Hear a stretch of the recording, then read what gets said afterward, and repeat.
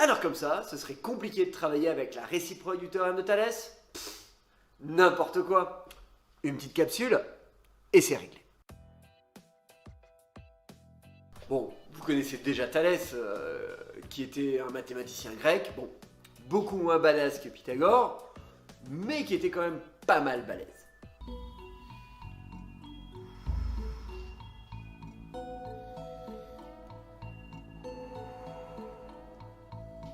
Mais enfin, maître, ton théorème, je le maîtrise parfaitement. Que veux-tu m'apprendre aujourd'hui? Mon théorème, tu maîtrises, certes, jeune padawan.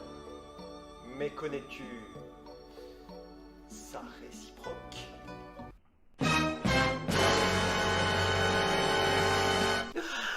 Sa réciproque! Eh oui, rappelez-vous, quand on arrive à former deux triangles avec deux séquentes et deux droites parallèles, eh bien, les côtés des triangles associés sont proportionnels. La réciproque du théorème de Thalès va nous permettre de montrer que dans une configuration donnée, si certains côtés sont proportionnels, alors les droites sont parallèles.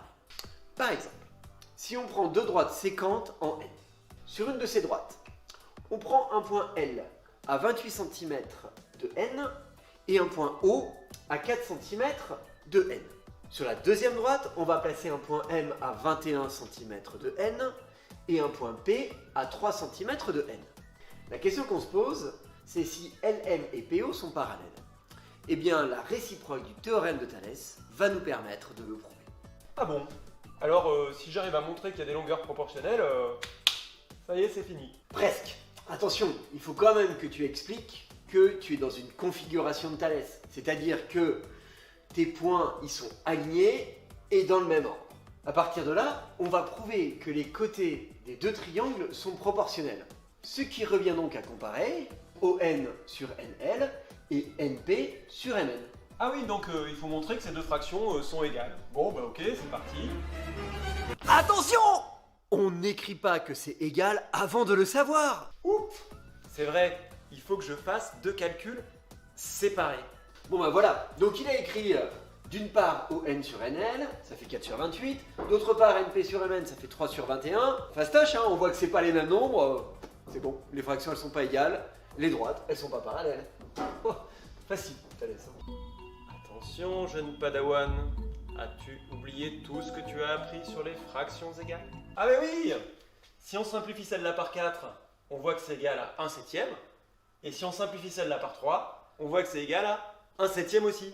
Finalement, avec les points alignés dans le bon ordre, les fractions égales, la réciproque du théorème de Thalès va nous permettre de montrer que LM et PO sont parallèles. La réciproque du théorème de Thalès fonctionne quand on est dans une configuration papillon, mais elle marche aussi quand on est avec des triangles emboîtés, comme ici. Donc ici, nos deux triangles, eh bien c'est CBD et CAE. Les points CBA et CDE sont alignés dans cet ordre. On va comparer CB sur CA et CD sur CE. Et là, changement de méthode.